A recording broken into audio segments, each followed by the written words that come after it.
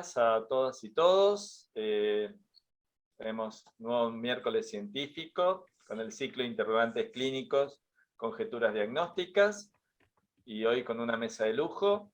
Inés, que va a coordinar la mesa, te doy la palabra. Bueno, gracias Norberto, buenos días, bienvenidos a todos.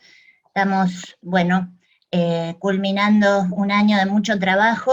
Con esta mesa cerramos el ciclo científico de este año, que ha llevado por título Interrogantes Clínicos, Conjeturas Diagnósticas. La mesa que tenemos hoy lleva por título Tiempos de construcción del diagnóstico. Y tenemos dos invitados de lujo, como son el doctor Eduardo Breyer y el licenciado Marcelo Cao. Voy a empezar por presentar a nuestros dos invitados. Eduardo Breyer, médico argentino, psiquiatra y psicoanalista, miembro titular en función didáctica de la Asociación Psicoanalítica Argentina, miembro pleno de la IPA, miembro invitado de la Asociación Psicoanalítica de Madrid, miembro y docente de Gradiva, Asociación de Estudios Psicoanalíticos de Barcelona, de la que fue presidente, miembro de la Asociación Europea de Historia del Psicoanálisis, miembro de la Federación Española de Asociaciones de Psicoterapeutas, miembro invitado de la Sociedad Española de Psicoanálisis, miembro de la Asociación Grupo Internacional de Estudios Sandor-Ferenczi, miembro de la International Sandor-Ferenczi Network, docente de IPSI Formación Psicoanalítica en Barcelona, ganador del primer premio del concurso psicoanalítico internacional, cuarta edición, Premio Ángel Garma, en 2019. Ha dictado conferencias y cursos en diversas universidades e instituciones psicoanalíticas de España, Argentina y ciudades latinoamericanas y europeas. Ha sido profesor de la Escuela de Psicoterapia desde 1981 a 1992. Es autor de numerosos artículos de la especialidad publicados en revistas y libros de psicoanálisis y de los siguientes libros: Psicoterapia breve de orientación psicoanalítica, Psicoanálisis, Tabúes en teoría de la técnica, Gemelos, como compilador y coautor, y Hacer camino con Freud. Reside y trabaja en Barcelona desde 1992. Marcelo Cao, licenciado en Psicología, miembro activo de la Asociación Escuela Argentina de Psicoterapia para Graduados, profesor titular de la materia Problemas Centrales del Psicoanálisis con Adolescentes en la carrera de especialización en Psicoanálisis con Adolescentes de la UCES, supervisor del equipo de adolescentes del Hospital Zubizarreta, autor de los libros Planeta Adolescente, La Condición Adolescente, Desventuras de la Autoestima Adolescente, Aperturas y Finales en Clínica con Adolescentes, y de la novela Virajes.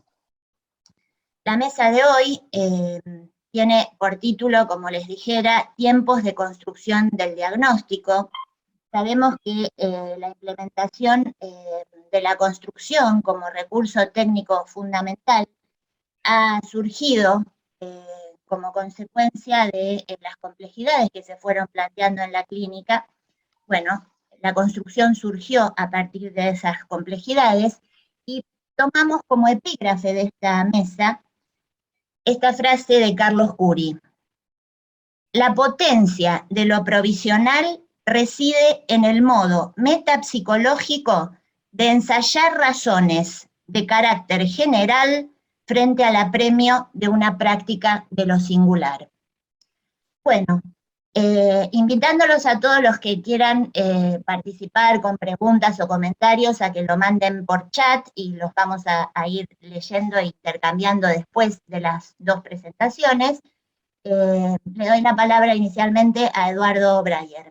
Eduardo, adelante. Gracias Inés. Ante todo quiero agradecer esta invitación de la Escuela de Psicoterapia, con la que tengo vínculos entrañables desde hace muchísimos años, ya que, como ha dicho Inés, he sido profesor de la escuela, y bueno, estoy junto a colegas, amigos, queridos de muchos años, algún exalumno quizás. También he comentado que mi esposa ha sido de las primeras egresadas prácticamente de la escuela en los años 70, Susana Cantor, coincidiendo con Anna Sloningi, con Alejandra McIntosh, con Marita Dalvia, con Alberto Britos aquí presente. Alberto, ¿qué tal? Y hasta el día de hoy considero que sigo siendo representante de la revista, de la escuela, que en los buenos viejos tiempos me dedicaba, cuando viajaba a Buenos Aires, a recoger ejemplares para distribuir a instituciones de aquí de Barcelona. Esto por el momento se ha interrumpido por razones obvias. Y bueno, decirles que casi sistemáticamente yo visito la escuela cuando voy a Buenos Aires, generalmente cada 2 años. Este año no ha podido ser, me tocaba, debido obviamente a la pandemia. Y en el año 2010 tuve ocasión de presentar el último libro que escribí, Hacer Camino con Freud, en la escuela. Pero vamos ya a las preguntas entonces, porque nos han formulado a Marcelo Cabo y a mí varias preguntas para guiarnos en cuanto a cómo encarar este tema tan interesante y tan medio soslayado, que es el del diagnóstico psicoanalítico, ¿no? La primera pregunta es: ¿qué variables y herramientas utiliza para arribar a una aproximación diagnóstica? Va a ser la pregunta sobre la que yo me voy a extender más. Las herramientas que desde siempre... ¿Se me oye bien, no? ¿Se oye bien? Sí, sí. Las herramientas que desde siempre he empleado para llegar a una aproximación diagnóstica, salvo circunstancias excepcionales, son exclusivamente las provenientes de la práctica psicoanalítica, aplicadas en las entrevistas preliminares y las sesiones. Como decía Leon Greenberg, el psicoanálisis es cosa de dos, por lo que me interesa dejar claro que en mi criterio el tratamiento psicoanalítico supone un encuentro entre dos subjetividades, las de analizando y analista, que interaccionan, constituyendo así una experiencia intersubjetiva. Esto significa que a los fines del diagnóstico tomo en cuenta no solamente lo que detecto en el sujeto, sino lo que realizo activamente y lo que me ocurre a mí mismo en mi relación con el primero, sea como entrevistador y o terapeuta.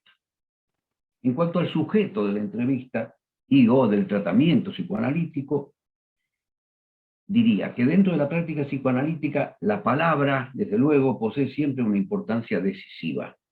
Nos interesa todo aquello que llamamos el material aportado por el sujeto, por lo que acudo fundamentalmente a mi escucha, pero también a mi visión.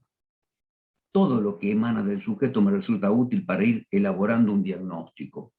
No se trata solo del contenido de lo que me dice, sino también de cómo me lo dice, para decir de lo verbal y lo paraverbal. A ello se suma lo preverbal, su expresión corporal, sus gestos, habida cuenta de que los humanos transmitimos mensajes también por este medio, los que pueden llegar a ser aún antagónicos respecto de lo que expresan verbalmente. La indagación diagnóstica comienza para mí desde el minuto cero, es decir, desde que establezco el primer contacto con el sujeto, comúnmente al recibir, por ejemplo, una llamada telefónica en la que una persona solicita una entrevista a los fines de iniciar un tratamiento, vale decir, lo que conocemos como pre-entrevista. Pero esto no implica que el diagnóstico me obsesione y que me sea imperioso contar con él de inmediato, no. Por cierto, tanto en las entrevistas preliminares como a lo largo del tratamiento, cuentan primordialmente, parafraseando a Freud, las inhibiciones, los síntomas y las angustias del sujeto, al igual que los rasgos de carácter que éste va poniendo en evidencia. Ya dentro de las sesiones, las asociaciones libres, al igual que los sueños y otras producciones psíquicas, son un material privilegiado en tanto constituyen la vía regia de acceso al inconsciente. De ellos, en mi práctica psicoanalítica, no puedo dejar de reconocer un valor especial a la producción onírica. La interpretación de los sueños nos lleva a detectar la verdad psíquica del soñante, sus traumas y conflictos básicos, sus angustias, carencias, deseos y defensas, todo lo cual, como señalaba Ángel Garma, nos permite detectar además el punto de urgencia en la sesión, acercándonos a sí mismo a un diagnóstico de la estructura o organización psíquica del sujeto. Del papel de la transferencia en el diagnóstico hablaré más adelante, ya que hay una pregunta específica acerca de esta cuestión. En lo que a mí respecta, como vengo señalando, es de fundamental importancia la escucha atenta, sin interrumpir o obstaculizar la comunicación del analizando, con intervenciones inoportunas, a veces debidas a contrarresistencias del analista, y manteniendo en lo posible mi atención flotante. Las distintas intervenciones verbales, preguntas, interpretaciones, construcciones, señalamientos, etc., son de hecho herramientas con las que cuento y que habrán de suscitar respuestas y reacciones en el sujeto, las que a su vez abrirán puertas en la exploración de su psiquismo, coadyuvando al logro de una aproximación diagnóstica.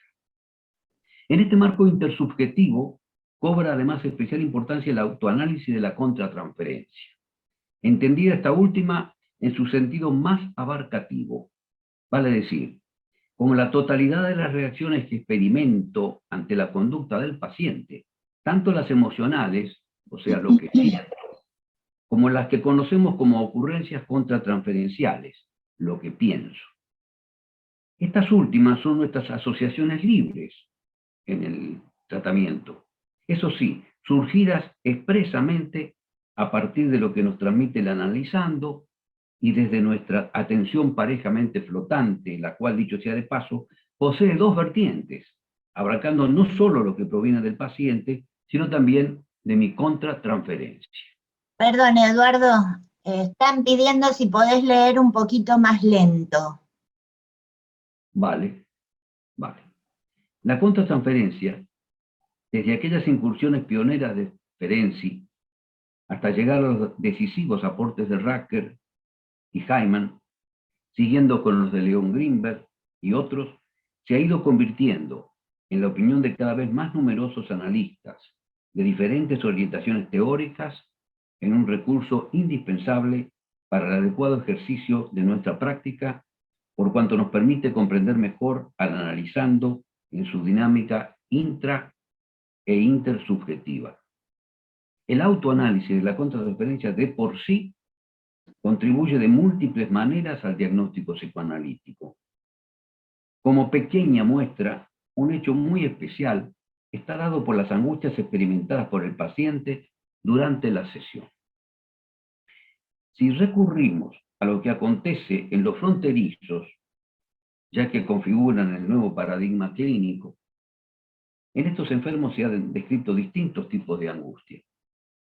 Entre ellas se cuentan, por ejemplo, las de desamparo, separación y vacío.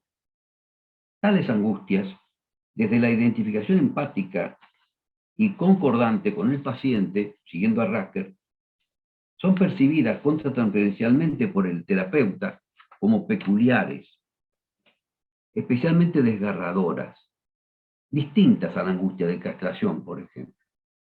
Reconozco que esto estaría dentro del terreno de lo inefable, ya que no es una cuestión de mera intensidad, a pesar de lo cual, a mi criterio, esta percepción puede también contribuir al diagnóstico de estructura limítrofe. Esto ya fue señalado hace años por Bergeret. Las entrevistas preliminares. Ahora bien, siempre dentro de esta primera pregunta, la misma alude a una aproximación diagnóstica, lo cual a mí al menos me sugiere, y no sé si la he interpretado correctamente, especialmente aquello que acontece más bien en los inicios de la relación entre un posible paciente de análisis o de psicoterapia psicoanalítica y nosotros. Desde esta perspectiva, la pregunta nos remitiría a las entrevistas preliminares y a las herramientas específicas que podemos emplear en tales circunstancias.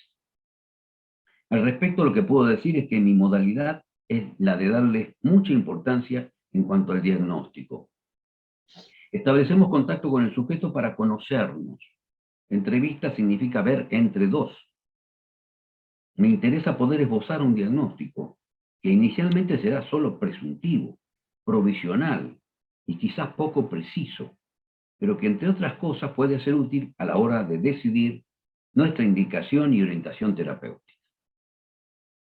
Pertenezco a una generación de analistas, me refiero sobre todo a quienes hemos realizado al menos buena parte de nuestra formación en Argentina entre los años 60 y 90, que se benefició del estudio exhaustivo de las técnicas de entrevista.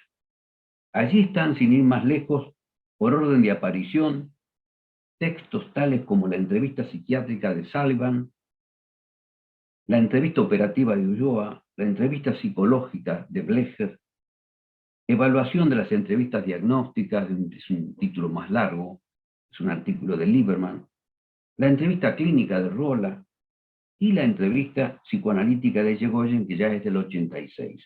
Con varios de estos autores he tenido el privilegio de estar en contacto directo. Por los años 70 yo mismo desarrollé una modalidad de entrevistas preliminares, concebida, aunque no exclusivamente, para ser empleada en el marco hospitalario o institucional, con miras a la realización de terapias de objetivos y tiempo limitados, poniendo el acento en la indagación de determinados componentes del diagnóstico desde un punto de vista psicodinámico. Las preguntas son también entonces para mí, volviendo a la importancia que le doy a las entrevistas preliminares, una herramienta muy importante para el diagnóstico.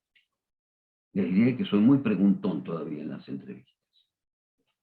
En el transcurso de análisis prolongados de mis analizandos, suelo releer las notas obtenidas durante las entrevistas iniciales, la historia clínica en particular, y debo decir que me son de una enorme utilidad para comprenderlos mejor, lo cual hace además a la configuración de un diagnóstico. Durante una supervisión que efectué con Bernardo Arensburg en Barcelona, corría el año 1994, me manifestó que a menudo, con relación a un paciente en pleno tratamiento analítico, le había resultado tanto o más importante que supervisar el caso u otras fuentes a las que recurrir, el repasar de cuando en cuando en sus notas de las primeras entrevistas del analizante. En rigor, de verdad, ha sido esta una de las escasas veces que me he encontrado con que una personalidad relevante del movimiento psicoanalítico opinara abiertamente de este modo. Tenemos luego un espacio para el psicodiagnóstico, los test proyectivos. Muy ocasionalmente me he encontrado con la necesidad de recurrir en los inicios de una consulta psicológica a otros procedimientos diagnósticos, aunque ello no significa que los descarte o desestime sin más. Me refiero especialmente al psicodiagnóstico y dentro de este en particular a los test proyectivos, que armonizan con el enfoque psicoanalítico de la psicopatología y cuyo exponente más importante es el test de Rorschach. Lo que sigue a la obtención de toda esta información que vamos acopiando en la práctica, obteniendo del sujeto, es una tarea de elaboración y síntesis que nos permitirá formular una apreciación diagnóstica. Paso a la segunda pregunta. ¿En qué momento lógico del análisis cree usted importante formular un diagnóstico y por qué? Es la pregunta. Mi respuesta es la siguiente. Valoro el diagnóstico en los diferentes momentos del análisis, sobre todo porque incide directamente en la labor del analista. Cuenta desde el principio al fin. Inicialmente para propiciar una cierta orientación terapéutica, que incluirá, de ser esto posible, las particulares condiciones del encuadre, incluso la elección del tipo de tratamiento, terapia individual, pareja, grupal, etc., la del terapeuta, si es que ha de ser derivado a otro profesional, joven o veterano, hombre o mujer, según su esquema referencial y sobre todo sus características personales, si es activo o receptivo o protector, etc. También cuenta para un eventual pronóstico, aunque en psicoanálisis esto es algo relativo, ya que el pronóstico también dependerá mucho del par paciente-terapeuta. A lo largo del tratamiento, también me parece importante el diagnóstico, al ser útil en su vinculación con innumerables aspectos concernientes a la teoría de la técnica, sea que el proceso terapéutico progrese adecuadamente o con mayor razón aún si se produce un impasse. Y ya próximos a la terminación del análisis, entra especialmente en juego en relación con el cumplimiento de las metas teóricas propias de cada caso en particular, lo cual será uno de los parámetros a tener presente con miras a un final de análisis. Aludo sobre todo a la posibilidad de un cambio psíquico estructural en el paciente. Para seguir con el ejemplo de los trastornos limítrofes, diría que es frecuente escuchar de analistas acerca del tratamiento de un enfermo borderline, que si hemos conseguido que funcione psíquicamente de modo predominante a la manera de un neurótico, esto ya es un parámetro de suficiente peso para estar satisfecho con los resultados obtenidos y vislumbrar la finalización del tratamiento. Lo que dicho sea de paso es un objetivo nada fácil de lograr en la mayoría de los casos. Hemos todavía de sumar otra utilidad del diagnóstico en psicoanálisis. En materia de investigación, solemos necesitar de un diagnóstico, esta vez suficientemente definido, con la finalidad de que nuestras deducciones puedan hacerse extensivas a otros pacientes. Sin embargo, hay que tener mucho cuidado en que el diagnóstico ocupe el primer plano en nuestra mente antes de analizando, puesto que de ser así se convertiría en una especie de premisa que podría funcionar a la manera de una etiqueta rígida que condiciona nuestro pensamiento. Esto, ante todo, podría dificultar, obturar o hasta impedir la asunción de una atención flotante. Lo que considero admisible y conveniente es cuando durante la sesión la hipótesis diagnóstica sobreviene de manera espontánea en la mente del analista, nunca forzada u obstinada. A propósito de ello, Pierre Olagnier, como sabemos, ha propuesto una teorización flotante.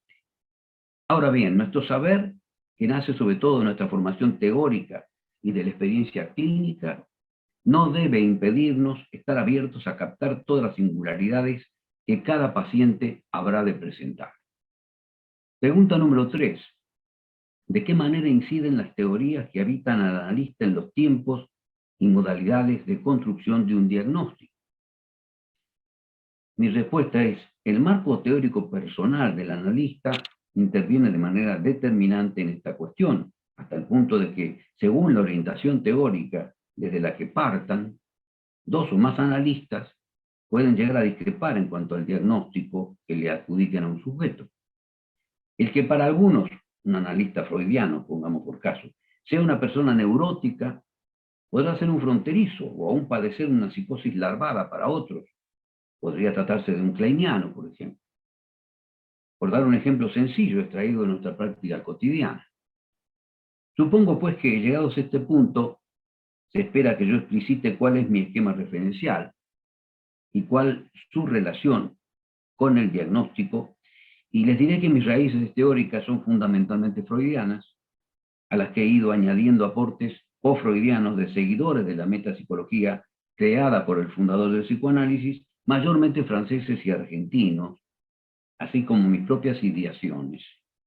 Por ello, no habrá de extrañarles que para mí sea importante el diagnóstico de estructura psíquica. Tengo con parte de los seguidores de Lacan, sin ser yo lacaniano, ciertas coincidencias esenciales en lo que atañe a estas cuestiones. Primero, la valoración del diagnóstico psicoanalítico. Segundo, que la importancia de este radicaría sobre todo en la utilidad para brindarnos una orientación terapéutica dentro de la cura psicoanalítica. Tercero, la preferencia por un diagnóstico estructural.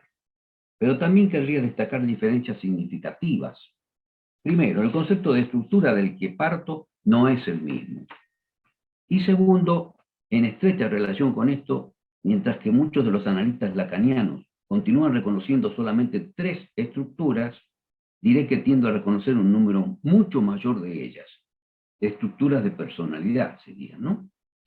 Hemos de concordar en que si bien ni Freud ni Lacan utilizaron el término estructura, en que a partir del primero, que buscaba el mecanismo defensivo princeps de cada organización psíquica, y continuando con Lacan, que adoptó este criterio freudiano, es posible distinguir distintas estructuras. La neurótica, con sus variantes obsesiva, histérica y fóbica, en la que predomina la represión; la perversa, cuyo mecanismo más característico es la desmentido o renegación, y la psicótica, con el repudio, que es la forclusión en Lacan, la que a su vez comprende la paranoia, la esquizofrenia y la melancolía. Entiendo que también cabe añadir la manía. Sabemos que desde la teorización lacaniana, la estructura supone básicamente la constitución de un sujeto en relación con el lenguaje, el deseo y el goce. Desde mi posición más cercana a Lagash, entiendo por estructura un conjunto de funcionamientos y de fenómenos psíquicos propios de una organización en el que se procesan de una determinada manera, característica y habitual, los traumas y los conflictos que afectan al sujeto, atendiendo entre otras cuestiones a las pulsiones, las defensas y las identificaciones. Al igual que otros, propongo la inclusión de lo que en principio sería una cuarta estructura, a la que denomino estructura limítrofe, cuya psicogénesis y funcionamiento, según mi perspectiva personal, he descrito años atrás, en el 2012. Esta cuarta estructura está siendo aceptada como tal, incluso por algunos analistas de filiación lacaniana, aunque con cierto recelo todavía. Algo de esto también está sucediendo entre los lacanianos con la llamada estructura autística, tengo entendido. Me interesa mucho el modelo de una tercera tópica, les cuento, nacido con una inequívoca raigambre freudiana y que ha sido, como sabemos, desarrollado y preconizado especialmente por analistas argentinos, sobre todo por Norberto Maruco primero, seguido de Eduardo Raccio, y años más tarde por Rubén Zuckerfeld y Raquel Sonis de Zuckerfeld. Me imagino que ha de ser del conocimiento de ustedes, por lo que no será necesario describirlo. He incorporado hace ya mucho tiempo este modelo de la tercera tópica a mi esquema referencial, dado que en mi opinión constituye un paradigma teórico de gran riqueza y valor heurístico, y al que intento dar a conocer en España y otros países cada vez que tengo oportunidad de hacerlo. Entre otras cosas, me resulta especialmente útil para comprender mejor la patología contemporánea y, cómo no, poder establecer con mayor precisión un diagnóstico. Volviendo a la posición que tengo en torno a la cuestión de las estructuras psicopatológicas y su consiguiente diagnóstico, ya dije que entiendo que estas no se reducen a las tres que suelen reconocerse, pero el asunto tampoco quedaría zanjado con la aceptación de una cuarta estructura, la limítrofe, sino que desde mi punto de vista existen numerosas estructuras, a las que no podré referirme en esta primera intervención. Pero sí quiero decir que las grandes olvidadas serían las estructuras caracteropáticas, que corresponderían a lo que Freud llamaba anormalidades del carácter. Yo diría que, como hace tiempo comentó Baudry, las caracteropatías son una noción que parece seguir aún en busca de identidad dentro del psicoanálisis. En ellas, a diferencia de la estructura limítrofe, imperan la fijeza, la rigidez y la estereotipia. En suma, entre las teorías que a mí me habitan, como dice la pregunta, y que me ayudan a la construcción de un diagnóstico, destacan especialmente tres modelos que considero verdaderos paradigmas teóricos y que he mencionado: el concepto de estructura psíquica, el de caracteropatías y el de la tercera tópica. Cuarta pregunta: ¿cómo piensa el papel de la transferencia en el diagnóstico? Hemos de partir de la base de que el diagnóstico psicoanalítico tiene lugar en transferencia. Además, la transferencia ha sido siempre un elemento de fundamental importancia en el diagnóstico, comenzando con las clasificaciones nosológicas que inicialmente efectuara el propio Freud. Ejemplo de ello, la distinción entre las entonces llamadas neurosis narcisistas y las neurosis de transferencia, con consecuencias en cuanto al tratamiento, dado que solamente las segundas, las de transferencia, desarrollarían entonces una transferencia con el analista que haría posible el tratamiento. Las distintas modalidades e intensidad que asume la transferencia son elementos que contribuyen significativamente a una apreciación diagnóstica. Nos habla mucho de la naturaleza psíquica del sujeto del que se trate. Conocemos múltiples ejemplos de ello. Una transferencia intensamente ambivalente, como ocurre en la neurosis obsesiva, o bien que se caracterice por la desconfianza y la presencia de sentimientos persecutorios, como acontece en los sujetos paranoides, la transferencia erótica tan frecuente en una persona histérica, etc. Echegoyen rescata, describe también la transferencia erotizada, la cual suele aparecer tempranamente, siendo intensa, así como tenaz, inusitada e irreductible, y que Bion, entre otros, ha vinculado con cuadros de naturaleza psicótica.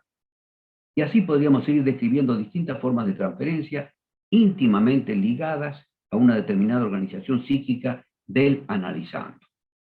Penúltima pregunta. ¿Considera que inciden los contextos de época en la construcción del diagnóstico? ¿Qué diagnósticos diferenciales considera importantes en la clínica actual? Son dos preguntas a responder en realidad. Comenzaré intentando hacerlo con la primera de ellas. Desde luego que los contextos de época inciden en la construcción de un diagnóstico. Es sabido que con los cambios sociales, determinadas entidades psicopatológicas han ido modificando considerablemente su forma de presentación. Un ejemplo prototípico es la histeria de conversión. Ya es más difícil que nos encontremos con aquellos síntomas floridos de las histéricas de Freud de finales del siglo XIX y hasta las del siglo XX. Algunas décadas atrás, en buena parte de los casos, las conversiones se asemejaban a cuadros neurológicos. Ahora parecen haber desaparecido, o en todo caso son mucho más discretas las conversiones, y hasta pueden pasar inadvertidas. Green remarcaba esto, lo del diagnóstico de histeria, según la clásica nosografía freudiana, aunque sin conversiones aparentes. En fin, es un ejemplo entre tantos otros. Pero una de las modificaciones más importantes ha sido sin duda alguna la concerniente a la homosexualidad, que en 1974 la Organización Mundial de la Salud dejó de considerar una desviación de la conducta sexual o perversión para decir una enfermedad mental. Ya sabemos todas las variantes en la obra y en la concepción de Freud sobre la homosexualidad, como ha ido cambiando. Es indudable que los cambios en la moral sexual de la sociedad occidental, desde hace tiempo mucho más permisiva, que a la vez se va traduciendo en modificaciones intrapsíquicas, configurándose un super-yo menos restrictivo o represivo en cuanto a la sexualidad, dan lugar a grandes cambios en el comportamiento sexual, hasta tal punto que nos vienen poco menos que obligando a efectuar una revisión del diagnóstico de perversión sexual y de estructura perversa en no pocas situaciones, por cuanto ciertas prácticas se van normativizando y los límites entre perversión y lo que se considera normal se están difuminando. Así tenemos, por ejemplo, el llamado sexo duro, no sé si en Argentina le llaman así, aquí se le llama así, a la relación sadomasoquista, con la consiguiente venta de atuendo y adminículos ad hoc. Todo esto no solo pone en cuestionamiento el diagnóstico de perversión en más de una ocasión, sino que nos lleva al punto de tener que ensayar una redefinición de la perversión sexual desde el campo psicoanalítico. Así nos encontramos con que algunos analistas adoptan el criterio de que mientras haya consentimiento mutuo entre las partes intervinientes en la práctica sexual de la que se trata, no cabe hablar de perversión ni de acto sexual perverso. Yo me planteo, un sujeto sádico necesitará de otro masoquista que se preste a su regla del juego. Cuando se ponen de acuerdo, ¿conformarán entonces la pareja ideal en este sentido? Ello, me pregunto, ¿la libra a esa pareja de que pueda ser concebida una actividad de naturaleza perversa? En estos casos, lo del mutuo acuerdo me parece un argumento insuficiente. La polémica está servida. En lo que a mí respecta, y dicho sea de paso, tanta participación de la pulsión tanática me impide considerar esta actividad sexual como normal. Disfrutar de maltratar física y o psicológicamente a otro, y que éste experimente goce, nunca mejor dicho, goce, de lo que en principio habría de ser, por naturaleza, vivido como doloroso y displacentero, creo firmemente que sigue siendo una variante patológica de la sexualidad. Y dentro de los contextos de época incluimos el correspondiente a la historia del propio movimiento psicoanalítico, al menos querría comentar que las denominaciones diagnósticas se van modificando para ajustarse a nomenclaturas más actualizadas y que no soy partidario de seguir recurriendo a antiguas denominaciones, a menos que se las cite dentro de su contexto de época, desde el revisionismo histórico. De hecho, van desapareciendo. No obstante, algunas de ellas aún persisten. Las que se encuentran ya sea dentro de las utilizadas por Freud, como en menor medida por parte de otros autores, en determinado momento de sus teorizaciones, y habiendo transcurrido ya demasiado tiempo. Es, por ejemplo, el caso de las llamadas neurosis narcisistas y también en las neurosis actuales, ambas denominaciones introducidas por Freud. Algo similar acontece con la antigua denominación de neurosis de carácter, que todavía encontramos en algunas ocasiones para hacer referencia a las perturbaciones del carácter y que yo prefiero llamar caracteropatías. Bueno, tengo una argumentación acerca de por qué no llamarle neurosis del carácter, pero no me alcanza el tiempo, lógicamente, para explicarlo. En cuanto a la otra pregunta, ¿qué diagnósticos diferenciales considero importantes en la clínica actual? Pienso que antes que nada conviene distinguir los trastornos narcisistas no psicóticos, como es el caso de los sujetos fronterizos, tanto de la neurosis como de la psicosis y perversiones, dado que el pronóstico y la técnica terapéutica, entre otras cosas, pueden diferir considerablemente. Ello equivale a discernir si lo que prevalece es una problemática triangular edípica o dual narcisista, lo que a su vez supone intentar definir si nos encontramos ante una patología predominantemente de conflicto o de déficit, que ya ese es otro psicoanálisis, la patología de déficit en cuanto a la práctica, para mi gusto. Y no olvidarnos de las caracteropatías, como entidades nosológicas, por favor, diría yo, ¿no? Ahora bien, si en el psicoanálisis hay en el momento actual un tema candente en materia de sexo y género, lo es sin ninguna duda el de la transexualidad, transgénero. Tema sobre el que tampoco podré extenderme aquí, pero al menos diré que hasta hace relativamente poco tiempo estos seres eran mayormente considerados como formando parte de la homosexualidad masculina o femenina. Hoy dan lugar a una intensa polémica, sembrada de muchísimas dudas. Por el momento, los psicoanalistas tenemos más interrogantes que respuestas. En lo que al campo del psicoanálisis se refiere, su apreciación diagnóstica abre un amplio abanico en el que habrá colegas que en un extremo describirán un caso considerado como transexual como relativamente compatible con una cierta normalidad psíquica, mientras en el extremo opuesto otros pensarán que esa misma persona padece un auténtico delirio. Desde luego, cabría investigar a fondo la singularidad de cada caso antes que pronunciarse. Todo esto constituye un verdadero reto para el psicoanálisis actual. Última pregunta, y prometo ser breve. ¿Cómo influyeron en estos meses la no presencialidad y la virtualidad en el diagnóstico? Voy a hablar desde mi propia experiencia, dado que no conozco lo suficiente lo que pensarían y cuál viene siendo la opinión de otros psicoanalistas en lo que hace a la específica cuestión del diagnóstico. Mi impresión es que no influyen demasiado. La percepción olfatoria es un recurso diagnóstico con el que no contamos en el tratamiento a distancia, es cierto. He aquí al menos una diferencia con el presencial. Otro tanto ocurre con el tacto, no hay apretón de manos. Pero en tanto yo consiga escuchar y ver satisfactoriamente al paciente, entiendo que con ello puedo proveerme de los recursos suficientes para efectuar un diagnóstico psicoanalítico. Gracias. Bueno, muchas gracias, Eduardo. Pasamos entonces ahora a escuchar a Marcelo Cao. Adelante, Marcelo. Tenés que desilenciar, ahí está. Bueno, buenos días a todos. Es para mí un gusto estar nuevamente en estas actividades de la escuela. Les agradezco mucho la invitación que me han hecho. Y también le agradezco mucho a Eduardo, que me ha ahorrado un montón de cosas por decir, porque su exhaustiva presentación me permite dedicarme a una cuestión que por ahí voy a plantear, digamos, desde otro punto de vista. Las preguntas las voy a ir contestando, digamos, a lo largo de lo que voy a ir explicando y exponiendo, pero no puntualmente. O sea, las irán encontrando en la forma en que las voy respondiendo en el contexto. Entonces, para empezar, sí, voy a empezar por el tema epocal, y haciendo un poco de historia, podríamos decir que la nave insignia del psicoanálisis, que fue la histeria, allá por los fines de los 1800, acompañada por los chinchorros de las obsesiones, neurosis obsesivas y las neurosis fóbicas, dieron lugar a aquel famoso artículo de Freud de las neuropsicosis de defensa, con la cual, de alguna forma, se iniciaron los diagnósticos psicoanalíticos.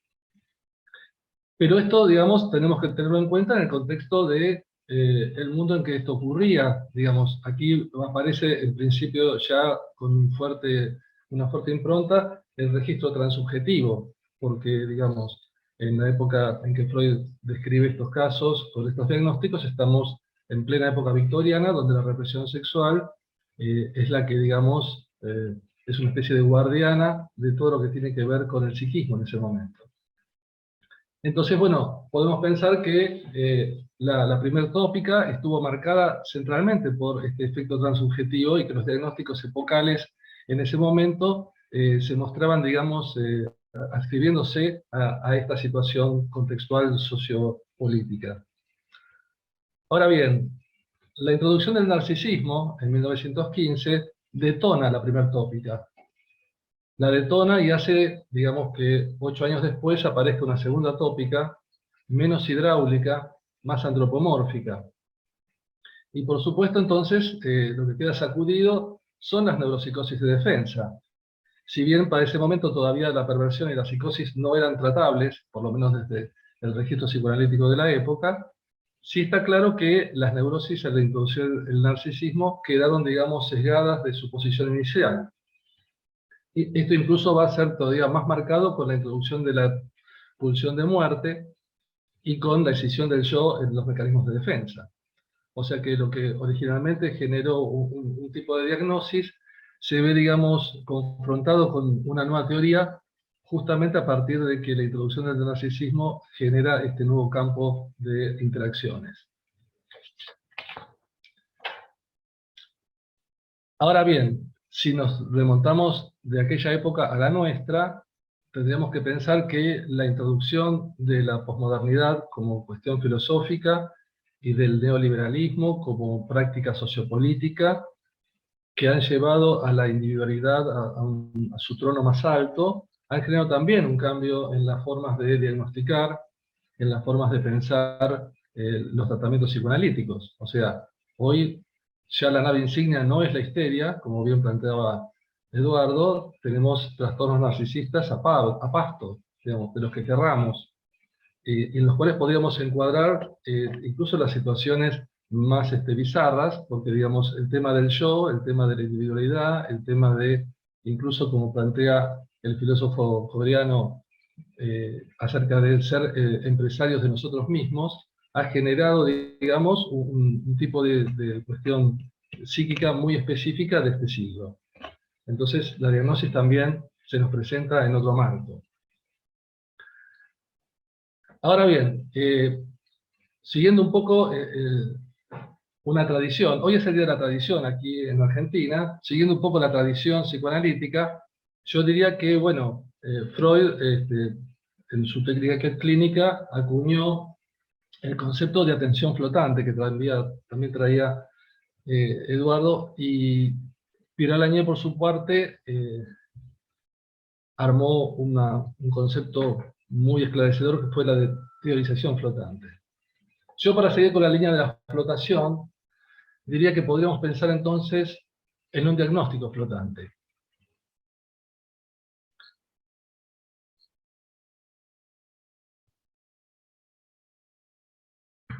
Entonces, esto, digamos, yo me voy a centrar en la clínica con adolescentes, aunque si bien esta idea de un diagnóstico flotante se podría aplicar perfectamente a el psicoanálisis con niños y también con adultos, y luego al final de mi exposición lo voy a relacionar con el tema de los vínculos, porque también allí podríamos aplicar la idea de un diagnóstico flotante.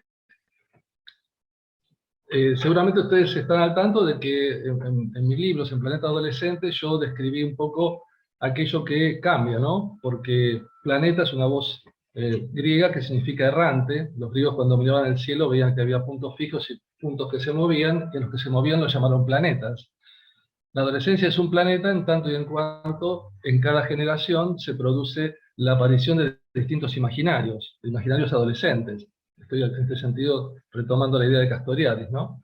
En estos imaginarios se producen claramente códigos y pautas de funcionamiento psíquico y comunicacional entre los adolescentes y entre los adolescentes y los adultos y entre los adolescentes y las instituciones. En otro de mis libros, en La condición adolescente, me dediqué a trabajar sobre lo que permanece.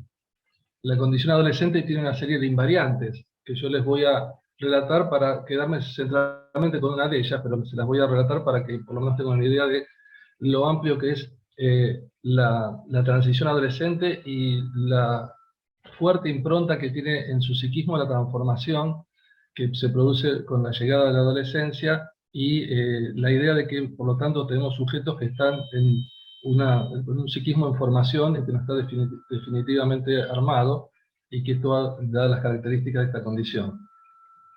Entonces, las invariantes serían la caducidad de los recursos y operatorias infantiles, la refundación del narcisismo, la búsqueda de puntales y modelos, la remodelación identificatoria, la reedición edípica, la moratoria social, la identidad por pertenencia, el enfrentamiento generacional, el proyecto a futuro, el transbordo imaginario, la apropiación de lugares y funciones, el desprendimiento material, afectivo y simbólico de la familia de origen, la salida exogámica y la autonomía, como salida final de la adolescencia. Por supuesto no puedo detallar todos estos, no es el contexto para contarles todo esto, pero se los quería contar porque, digamos, yo luego de escribir este libro, La condición adolescente, agregué una invariante más que las que me interesa traer en este contexto, que es el desorden narcisista, genérico y transitorio que padecen todos los adolescentes. Y esto lo planteo en función de una cuestión central, que es que el diagnóstico flotante tiene que ver con que nos vamos a encontrar con una serie de presentaciones clínicas, no necesariamente psicopatológicas, o por lo menos no psicopatologizantes, en el sentido que se estructuren finalmente como una psicopatología, aunque cuentan con el tejido de esas situaciones psíquicas, cuentan con las mismas hebras, con los mismos hilos que la patología en sí, pero que son presentaciones clínicas que finalmente pueden variar en la medida que el adolescente transite su adolescencia y por lo tanto su psiquismo vaya variando y vaya, digamos, cambiando sus puntales y apoyos. Esto posiblemente lo podamos ver desde ya en la cuestión ligada a lo que pueden elaborar los adolescentes en sus grupos de pertenencia, pero fundamentalmente en lo que logramos elaborar con ellos en nuestro trabajo clínico. Entonces, si partimos de este desorden narcisista, tenemos claramente una perturbación narcisista que va a hacer hincapié en la autoestima, que va a ser, digamos, uno de los puntos centrales del trabajo con los adolescentes. Las perturbaciones en la autoestima van a generar una serie de cambios identitarios por los cuales el adolescente, aparte de la exploración que hace del mundo por su condición, le va a permitir, digamos, generar defensas para poder soportar todos los rituales de iniciación que se presentan durante la adolescencia.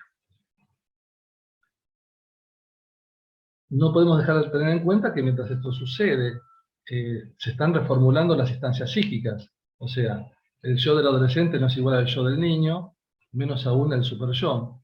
Entendamos que para el yo, digamos, la pregunta que se le presenta al adolescente es ¿quién soy?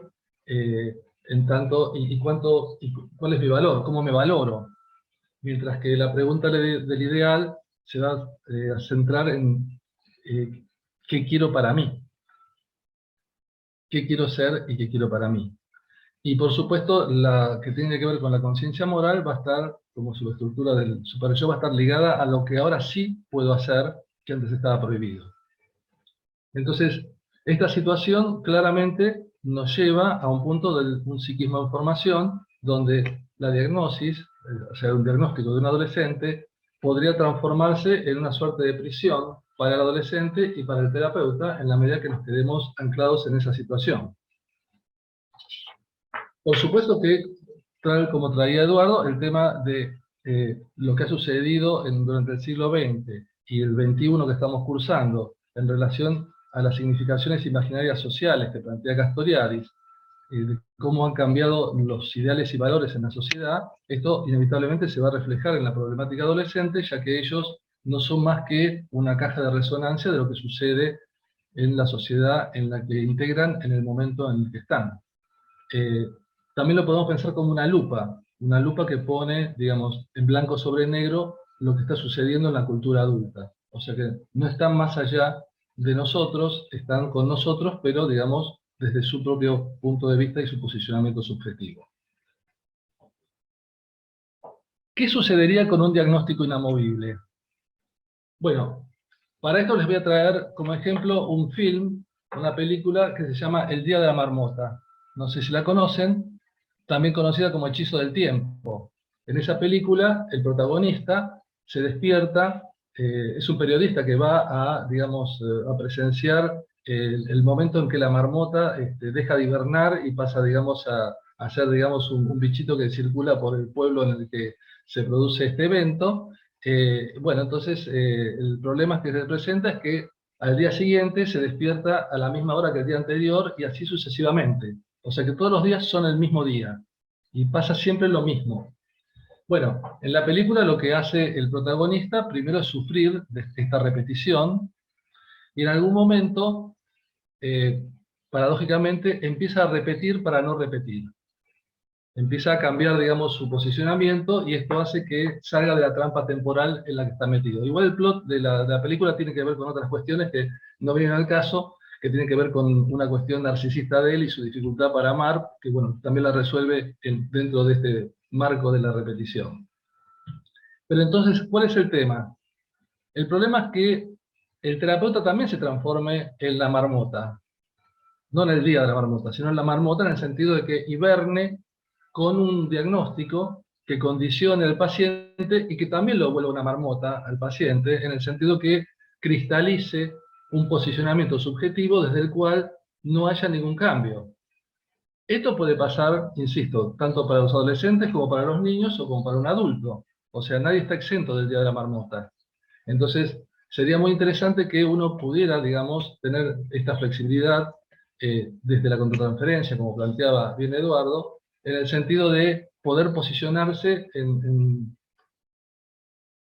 de manera acorde a lo que le está sucediendo al paciente y no desde un punto de vista donde aquello que de alguna manera se piensa para ese paciente queda, digamos, como una etiqueta permanente. Yo creo que en estos tiempos esto no sucede de esta manera, pero sí los que nos hemos formado y nos hemos analizado en otras épocas, hemos padecido algo de esto. Así que yo diría que es un tema histórico acerca de las etiquetas que un paciente puede llegar a tener, porque se las pone el analista desde el lugar de supuesto saber, y el analista está convencido de que está haciendo esto, digamos, con las mejores intenciones. Bueno, entonces la idea sería, para mi gusto, manejarnos con indicadores diagnósticos y no con diagnósticos.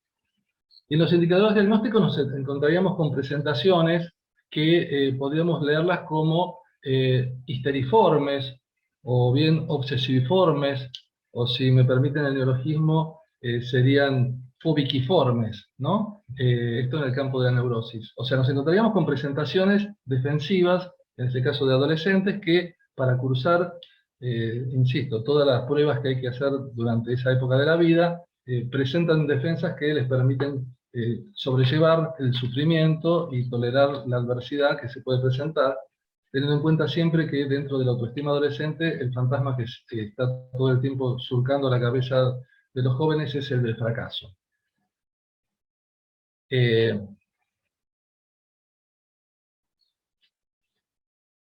Esto me hace también formular una pregunta, digamos. Si el diagnóstico funciona como un orientador, ¿qué pasa cuando los síntomas desaparecen? ¿Desaparece el diagnóstico?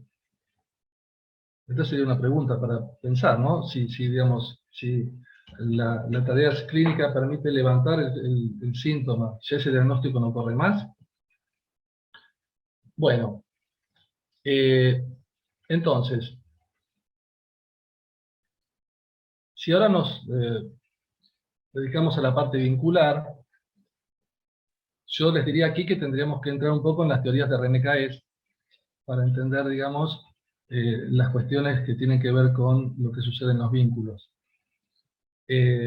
Entonces, en principio, la idea de que plantea Caes es el trabajo de la intersubjetividad. O sea que, digamos, lo que plantea él es que venimos a un mundo relacional que nos contiene, nos apuntala, nos orienta, nos modeliza, en el cual la presencia de los otros es fundamental para la formación del psiquismo, con sus aportes. Esto Caes lo hace, llamémosle en su segunda temporada. La segunda temporada de Caes es cuando introduce los conceptos de Pierre Lanier, y aquí, digamos, hace este planteo fuerte, donde los otros, bueno, no solamente contribuyen con representaciones, y pulsiones y deseos, sino que también forman parte de lo que se va a estructurar como defensas, o sea que también transmiten los modelos defensivos. Entonces, el papel de los otros es fundamental a la hora de la construcción y formación del psiquismo, y por lo tanto, estos otros van a estar incluidos dentro de la cabeza de los sujetos en el registro intersubjetivo. Ahora bien, ¿cuál sería, digamos, la línea para pensar un diagnóstico flotante en la vincularidad? Bueno, para eso tenemos que meternos con el tema de las alianzas inconscientes, de las cuales Caes toma dos centralmente, que son el contrato narcisista y el pacto denegativo, que son alianzas estructurantes en ese sentido, aunque el pacto denegativo también es defensivo, pero es estructurante a la vez, y donde se juegan ahí una serie de factores que estructuran la vincularidad. Pero las alianzas inconscientes, si bien son necesarias para que el psiquismo exista, por un lado, por otro lado, pueden generar también situaciones alienantes o patológicas. Entonces, parte del trabajo vincular sería, digamos, desmantelar esas alianzas patógenas. Este desmantelamiento implicaría también que si el diagnóstico con el que nos encontramos en ese vínculo, sea de familia, de pareja, o un vínculo madre-hijo, padre-hijo, padre-hija, madre-hija, o entre hermanos, bueno, si esas alianzas inconscientes están, digamos, en la línea alienante, desmantelarlas implicaría una reconfiguración del vínculo y un reposicionamiento subjetivo para los miembros de ese vínculo.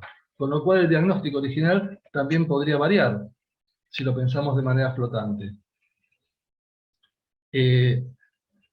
Incluso podría plantear también que cuando trabajamos individualmente con un paciente, el paciente trae a terapia y, digamos, a la transferencia sus alianzas inconscientes, y por supuesto, digamos, uno puede pesquisarlas y puede trabajar sobre ellas, con lo cual trabajar con un paciente individual también puede modificar las alianzas inconscientes en la medida que el paciente se corra del lugar asignado. En este caso tendríamos que hablar de lo que Caes plantea como funciones fóricas. Fóricas viene de una palabra griega que significa portar, ¿no? Lo que porta un sujeto. O sea, normalmente lo que podemos pensar es, como plantea Pierre Lanier, portavoz, Caes agrega portasíntoma, portasueño, chivo expiatorio, como plantearía Pichon-Rivière. Entonces, en la medida que uno logra que el paciente se corra de ese lugar asignado y designado por el imaginario familiar, logramos también que el diagnóstico pueda variar en la medida en que su reposicionamiento subjetivo lo coloque en otro lugar. Entonces, un poco como para sintetizar la idea, para no quedar aprisionados en situaciones que nos obstaculicen la transferencia y la contratransferencia, que nos obstaculicen nuestras intervenciones clínicas, me parece que es importante tener, digamos, esta flexibilidad de no quedar atrapados en un diagnóstico que nos marque, digamos, para siempre la dirección de la cura, dirían los franceses, y que nos impidan, digamos, apreciar las variantes que justamente el trabajo clínico va generando en cada paciente. Bueno, muchas gracias. Bueno, muchas gracias a ambos, excelentes presentaciones. Voy a empezar a leer algunas de las preguntas que nos van mandando por el chat y hacemos un espacio de pasaje por comentarios por ambos panelistas. En primer lugar, Helvecia Trigo, aludiendo a esto que supongo que planteó Eduardo sobre el momento inicial, el momento de contacto inicial con el que consulta, dice, hoy día el primer contacto sería por medio del WhatsApp y mail también. Luego plantea Helvecia también que dice, en mi práctica actual me tomo varias entrevistas para evaluar si puedo o no tomar a ese paciente, límites propios como analista. Creo que el diagnóstico no debe obturar lo dinámico del proceso psicoterapéutico. Claudia Zanotto dice, en pandemia se recortó lo paraverbal y preverbal, prevaleciendo la mirada, la voz y silencios. En la práctica clínica de ambos, ¿cuál es la experiencia al respecto? Manda un saludo cálido a Eduardo Breyer, con quien se formó y compartió buenos momentos. Mariana Atán dice, podemos decir que en este tiempo de la entrevista preliminar, el analista formulará una estrategia en relación a la transferencia y una primera evaluación diagnóstica. Marcelo Podestá dice, muy bueno, comparto esto de analizar y cuestionar nuestro trabajo, prácticas y modalidades que se hacen populares. Alicia Gómez, para Eduardo. ¿Te referís a la desaparición de neurosis actuales por su denominación, ya que en la actualidad entran en la vertiente psicosomática? Bueno, leo una más y si quieren hacemos una pasadita por la mesa, después seguimos. Silvia Schlafman, ¿podría ampliar de qué modo se constituye el analista en el marco del campo clínico dinámico intersubjetivo como variable de diagnóstico de problemáticas que se trabajarán a lo largo del proceso terapéutico en permanente reformulación, especialmente en relación a lo planteado relativo a la contratransferencia? ¿Cómo despejar allí posibles baluartes que obstaculicen o sesguen las temáticas a trabajar? Perdón, y agrego una más para Marcelo, que en realidad es un comentario / pregunta, digamos, o se lo puede tomar como invitación a que lo despliegues un poco más. ¿Qué riqueza clínica en los modelos de planeta y diagnóstico flotante? Dice Marcelo Halfon. Bueno, no sé quién de los dos quiere comenzar. Empiece Eduardo, que digamos, yo terminé de hablar recién, que vuelva él, así recuperamos las cuerdas vocales.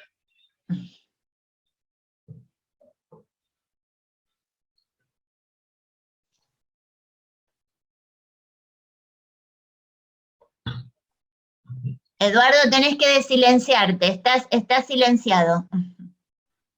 Perdón. Quería agradecer a todas aquellas personas que han hecho llegar sus preguntas, comentarios y saludos. Y yo quisiera atenerme a lo que son verdaderamente preguntas que han formulado y que me atañen, ¿no? De tener esta modalidad en todo caso. Una de las preguntas creo que venía por el lado de Claudia Zanotto, si no me equivoco, acerca de la experiencia diagnóstica con el tratamiento virtual, online. En mi caso, sobre todo por Skype o videollamada.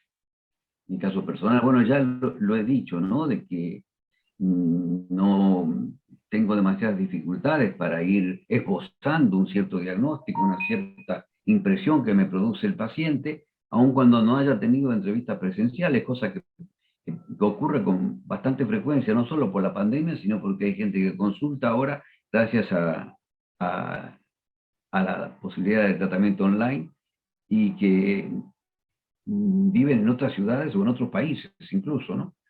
Entonces yo un poco con cierto toque de humor le digo que lo que le falta a todo esto es el olor, el olfato y el tacto, ¿no? Pero que no creo que sean determinantes generalmente para llegar a una precisión diagnóstica. Es mucho más importante lo que yo remarqué al comienzo de mi exposición, es decir, la escucha y la visión, lo cual entonces hace que no tenga mayores inconvenientes en ir, como yo digo, esbozando un cierto diagnóstico que ya argumenté que me parece que es importante, más allá del interesante aporte de Marcelo en cuanto a esto del diagnóstico flotante, que a mí me hizo acordar algunas cosas de Lieberman, entre paréntesis, ¿no? Me voy un poco por las ramas, pero me acuerdo que Lieberman nos decía, ojo al diagnóstico, porque el paciente pasa por distintas etapas y de pronto un melancólico, de pronto aparece componentes paranoides y más tarde hipocondríacos. A lo mejor podemos decir que todo tiene que ver con una persecución intrapsíquica, pero lo cierto es que el diagnóstico, podemos meter la pata, digamos así, ¿no? Puede ser bastante dinámico. No siempre es una cosa estereotipada y fija, como ocurre a la larga con las caracteropatías, eso sí, me parece a mí, ¿no? Pero bueno, lo que traía, te parece, Marcelo, del diagnóstico flotante, me parece que es especialmente aplicable a los adolescentes, porque me acuerdo que Blecher decía que los adolescentes deberían llevar un cartelito que diga en formación. Es decir, que todo está flotando en el adolescente y hay un problema de adquisición de identidad y demás. Pero me estoy yendo por las ramas. Esto de lo virtual. Nos perdemos lo del olfato y el tacto, dije. Y yo tenía en el texto original que hice, que me permití que fuera más extenso, y aquí hice una síntesis, una viñeta clínica de un paciente, en donde el tema del olfato era importante, porque el paciente olía mal, pero muy, muy mal, y había toda una historia detrás de eso, que no me voy a extender en explicarlo ahora, pero les aseguro que era muy rico. Tenía que ver básicamente con una unión simbiótica con la madre como hijo único, con un padre ausente, donde el olor que despedía era porque no se higienizaba, pero era el olor doméstico, el olor casi como tener a la mamá pegada en la piel, y paralelamente a esto tan endogámico, tenía una vertiente externa que era que afuera con los demás era invariablemente rechazado, además porque se encargaba de ser un obeso, en fin, más el mal olor era, como decimos en la Argentina, zorrino, se llama de otra manera, en España ahora mismo no me acuerdo cómo le llaman al zorrino, que huele mal. Entonces eso estaba al servicio de provocar rechazos en los demás, que lo devolvían una y otra vez a los brazos de la madre fálica. Ahí el olfato adquirió una importancia muy grande, porque yo tuve que ponerle límites al paciente, era un paciente presencial, que antes de la pandemia tuve que decirle que por favor que se higienice antes de venir, porque me dejaba el despacho que yo tenía que usar ambientadores y disponer de un buen tiempo antes que llegara el siguiente paciente. Pero bueno, pienso que es una experiencia muy particular, pero creo que realmente no influye demasiado en el diagnóstico. Había una pregunta sobre estrategias con relación a la transferencia. Y sobre el lugar de la transferencia en el diagnóstico, yo ya creo haber dado algunos ejemplos.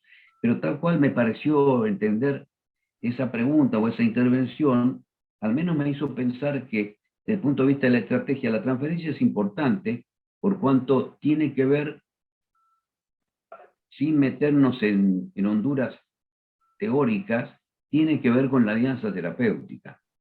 Y esto yo le doy mucha importancia a eso, sobre todo en las primeras entrevistas. Es decir, hacer una oferta al paciente para lograr una alianza terapéutica, no reforzar las resistencias del paciente precisamente. Entonces, tengo muy presente cómo es la transferencia del paciente y en todo caso, digamos, como aportar a que sea una transferencia positiva, moderada y sublimada. Esto a lo largo de todo el proceso. Yo creo que tenemos mucho que ver con los destinos de la transferencia en el tratamiento. Porque a mí una de las cosas que me impresionó, que no llegué a comentar en mi exposición, fue una definición que escuché de Kember en la Sociedad Española de Psicoanálisis, aquí en Barcelona, acerca de la transferencia. En su íntima relación con la contratransferencia.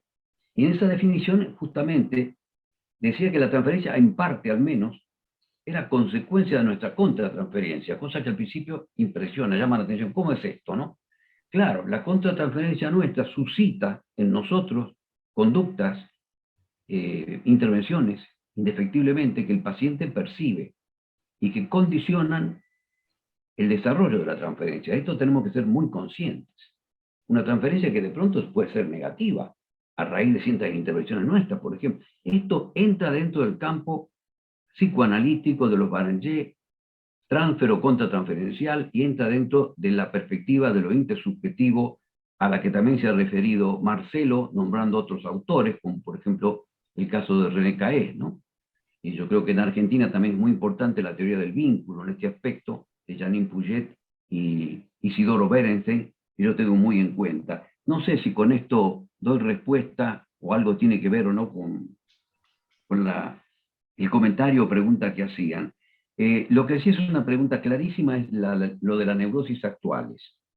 Y merece una aclaración porque yo no tuve tiempo de explicarlo.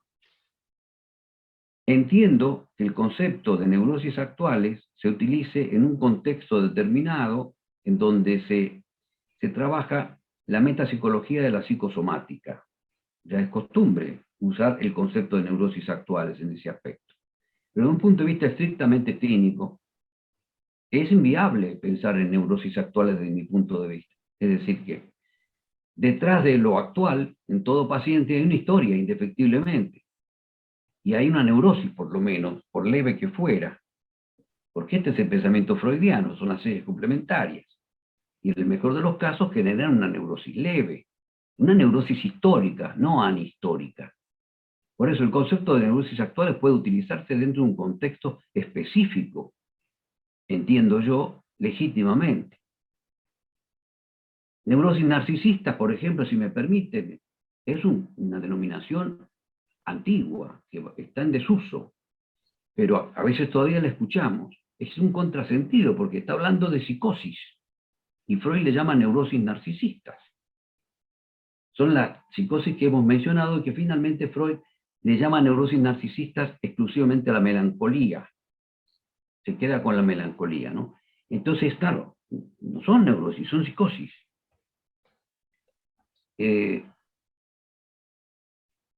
Luego he venido del papel del analista con la contratransferencia y su incidencia en la transferencia. Creo que aquí hay como una comunión entre lo que yo acabo de decir respecto de las estrategias acerca de la transferencia y la influencia de la contratransferencia en la transferencia, en ese encuentro intersubjetivo de analizando y analista, y de momento entonces me parece que no podría agregar mucho más que hablar de la enorme utilidad que cada vez remarcan más distintos autores de distintas líneas teóricas de la contratransferencia, que ha tenido un destino parecido de la transferencia, pero claro, todo ocurrió más tarde, era la cenicienta de la técnica psicoanalítica, en cuanto a que de ser un obstáculo en la labor terapéutica, se ha convertido en un recurso muy importante para realizar el tratamiento, pero también, entre otras cuestiones, para poder hacer una aproximación diagnóstica, como di el ejemplo de esas angustias del fronterizo que decía Bergeret, ¿no? Bueno, no sé si con esto contesto.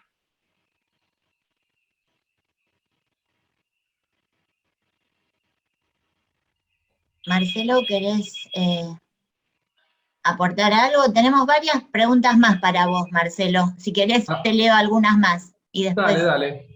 Bueno.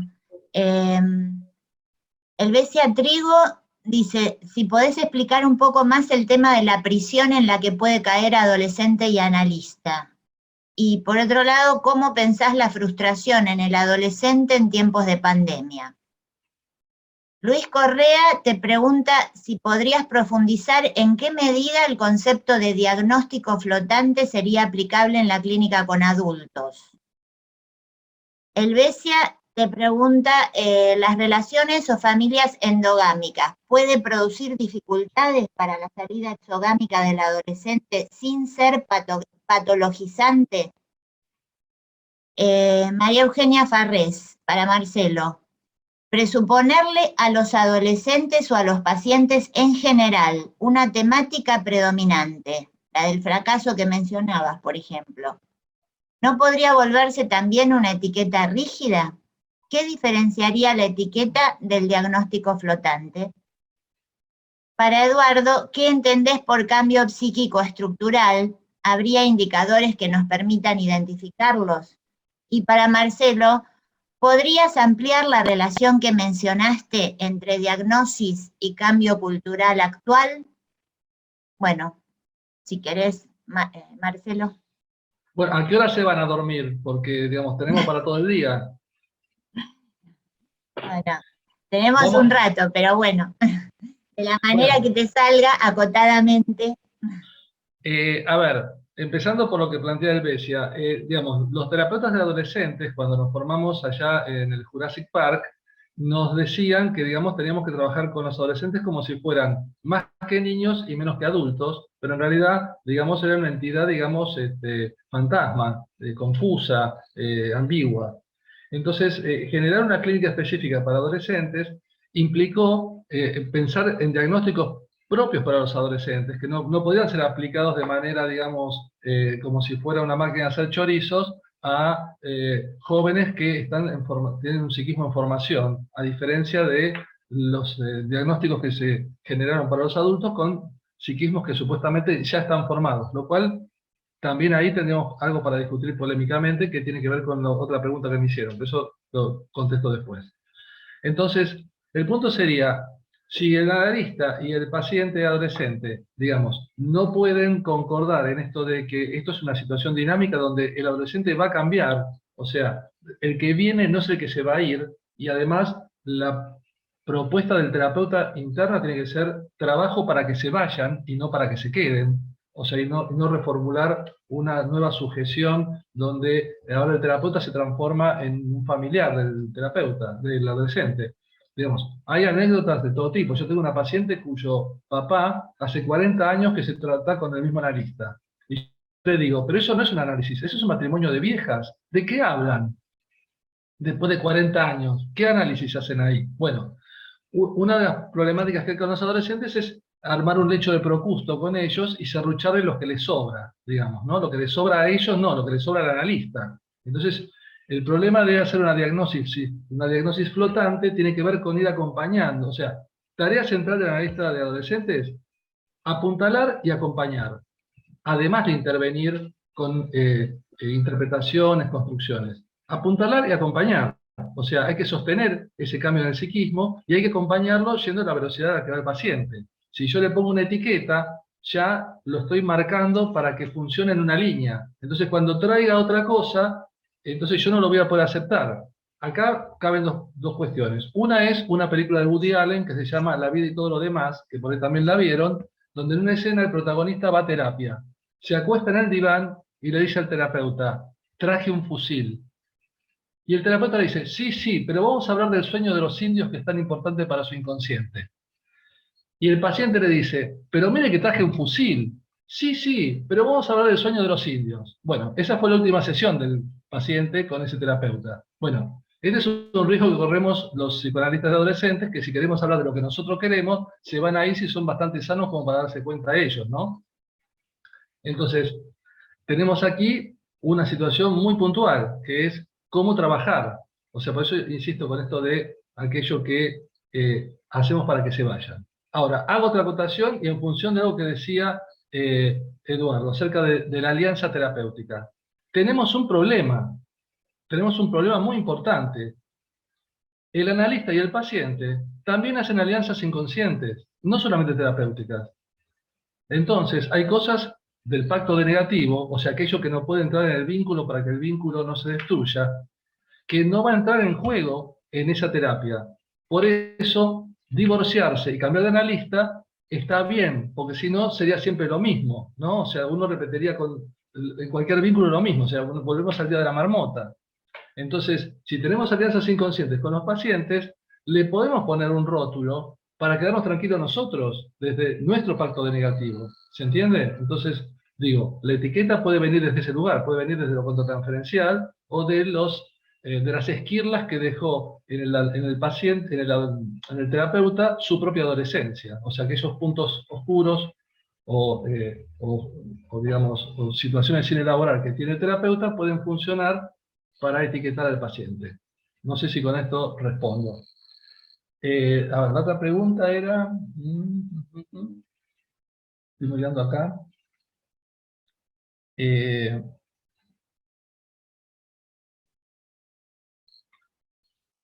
Bueno, respecto de las familias endogámicas, por supuesto que pueden ser patologizantes. Bueno, pueden ser más o menos patologizantes de acuerdo a la posibilidad de desprendimiento que se genere en esa familia. O sea, si la familia funciona como un clan, digamos, uno a un clan o a un, digamos, tomamos por ejemplo la mafia, que es un clan, uno entra, pero para salir sale con los pies para adelante. Entonces, es muy, o sea, ¿vieron esos padres que dicen, no he perdido un hijo o una hija, sino he ganado un hijo o una hija? O sea, incorporamos, nunca soltamos. Entonces, en ese sentido puede ser patologizante. Y trabajar con esos adolescentes y respecto a esas familias puede ser muy difícil si es que la familia se da cuenta que uno no es un agente del recontraespionaje de ellos, sino que trabaja para el paciente, entonces lo sacan al paciente de la terapia. Con lo cual, esto también se transforma en un problema para el terapeuta. Respecto de la pregunta de Luis acerca de cómo verlo, el tema del diagnóstico flotante en adultos, yo ahí me plantearía lo siguiente, o sea, uno puede tener, digamos, desde cierto punto de vista del carácter, una presentación clínica que se mantenga estable. Pero como bien plantea Freud en Análisis terminable e interminable, se producen alteraciones en el yo. Y esas alteraciones van a tener que ver, obviamente, con el trabajo clínico, seguramente con la identificación con el discurso del analista, y que por lo tanto van a generar algún tipo de modificación que permita que ya no pensemos como una etiqueta permanente esto que pensamos al principio del trabajo, sino que esto va a ser una fluctuación, algo va a cambiar. Por ahí no cambia centralmente, no es que de repente un obsesivo se transforme en histérico o viceversa. O sea, no vamos a pensar en giros de 180 grados porque no existen, pero va a haber la posibilidad de pensarlo distinto, porque si no, volvemos al tema de la prisión, que me preguntaba Grecia también. O sea, ¿cómo hacemos para salir de la prisión? Bueno, en principio, poder apreciar lo que en el otro cambia y no atribuirlo a la misma etiqueta diagnóstica. O sea, manejarnos con esta posibilidad de amplitud. Insisto, yo lo traigo con el tema de los adolescentes porque es donde más claramente se ve. En los niños esto es más difícil porque los niños son el síntoma de los padres y por lo tanto muchas veces cuando uno toma un tratamiento de niños en realidad está trabajando con los padres un poco como hacía Freud con Juanito. Entonces el tema es que, y ahí también tenemos el problema que si los padres se dan cuenta que trabajamos para el hijo y para desprenderlo, lo sacan del tratamiento. Entonces ahí tendríamos un problema vincular, insisto, con las alianzas inconscientes. O sea, ahí trabajamos, o sea, los padres siempre están presentes en el trabajo con niños y con adolescentes. Sean presenciales, remotos o no vengan nunca al trabajo, están en la cabeza del paciente y nosotros trabajamos con eso también, trabajamos con esos vínculos. Entonces, el tema del etiquetado puede aparecer en cualquier situación. Después me preguntan cómo influyen en, digamos, las cuestiones ideológicas o de ideales en la cuestión de los diagnósticos. Bueno, un poco retomando lo que decía al principio acerca de lo transubjetivo, inevitablemente somos hijos de una época y nunca estamos más allá de la época en la que estamos, y por lo tanto, lo que está pasando genera un tipo de vinculación, incluso cómo cambió la terapia psicoanalítica, digamos, ¿no? O sea, digamos, de las 4 veces por semana o de las 6 que usaba Freud, ahora vemos pacientes una vez por semana, cada 15 días, los vemos una vez por mes, los vemos por remoto porque viven en otro país. O sea, hace muchos años yo vi una serie que trabajaba Lisa Kudrow, la de Friends, que era una analista que trabajaba por internet. Y yo dije, esto es una locura, una serie de hace unos 10 o 15 años, esto es una locura, ¿cómo? Esto es una cosa yankee, están locos los yankees. No, bueno. La ciencia ficción siempre nos marca el camino hacia donde vamos. O sea, lean la ciencia ficción de los 50 y vean que, igual que en los supersónicos, ya había videollamada. Ultra hablaba con su suegra por videollamada. Vean la serie, vean los supersónicos. Y, bueno, para los de la generación nuestra era nuestro dibujito animado, para las generaciones posteriores pueden encontrarlo en Volver. Pero el asunto es que esto que pasó en el pasado se representa, digamos, como anticipación. Entonces ahora estamos trabajando de otra manera. Y por lo tanto el campo transfero contra transferencial es distinto. Mis pacientes adolescentes se analizan por WhatsApp también. Me mandan audios, me mandan escritos. ¿Qué les voy a decir cuando me mandan eso? Te veo en la próxima sesión. La próxima sesión es el año que viene para ellos.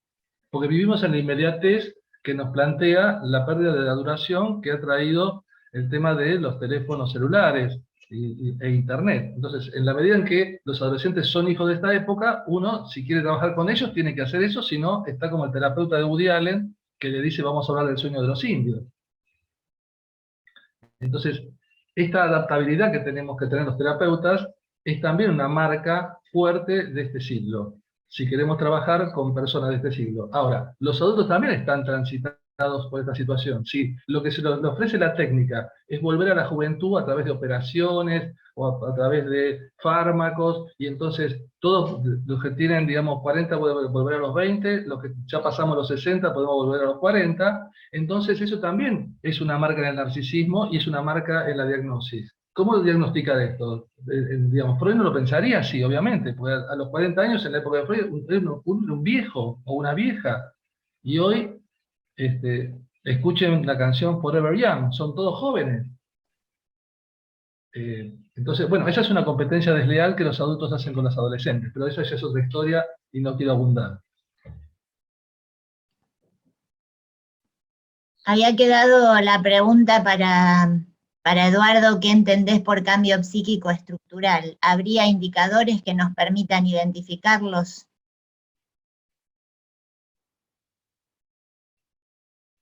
Tenés que desmutearte.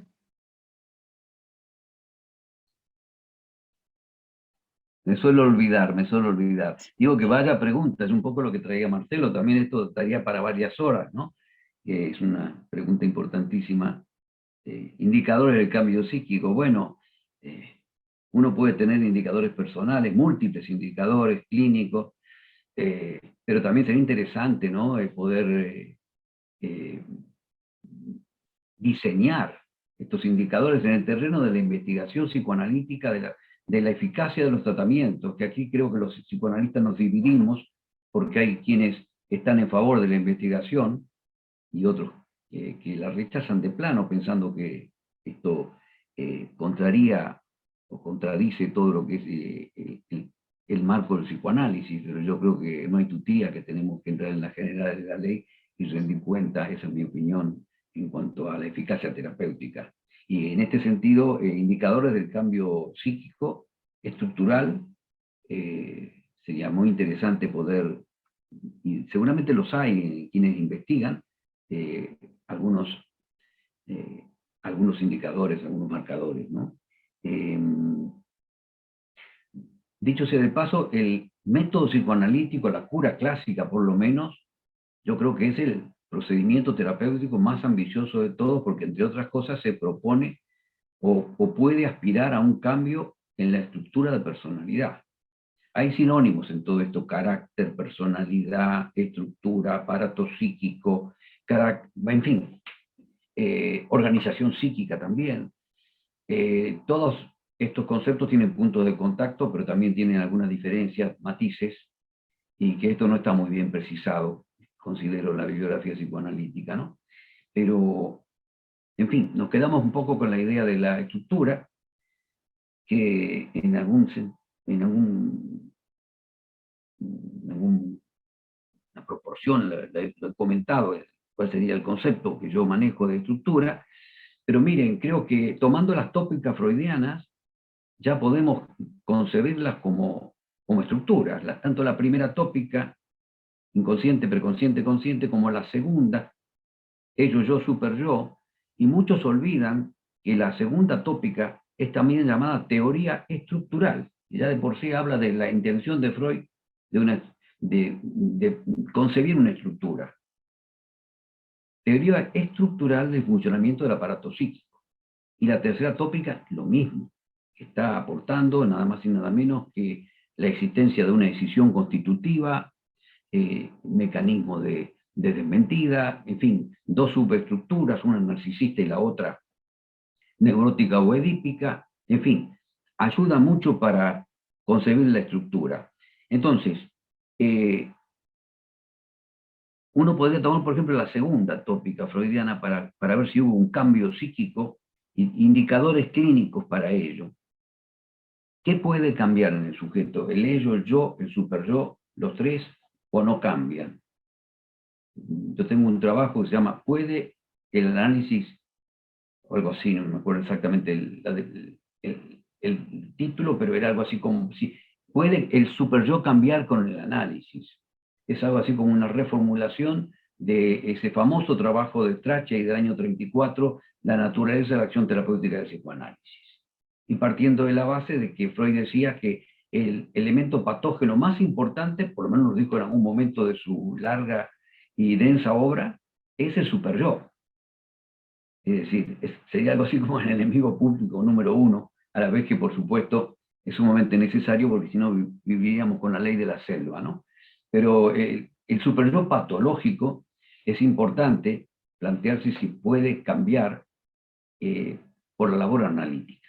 Y dentro de los cambios puede haber cambios cualitativos y o cambios, perdón, primero tendría que decir cuantitativos, que es menos difícil, y o cualitativos también, ¿no es cierto? Entonces, aquí tenemos todo un gran desafío.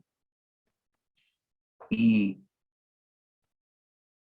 está el trabajo de Strachey, que es impecable en cuanto a la exposición metodológica, pero que uno puede tener cuestionamientos en el día de hoy, porque un trabajo así y muy centrado en análisis de la transferencia es muy difícil porque los encuadres no nos ayudan, como decía Marcelo, una vez por semana o cada 15 días o cada mes ya me dirán cómo hacemos para trabajar a lo Strachey, ¿no?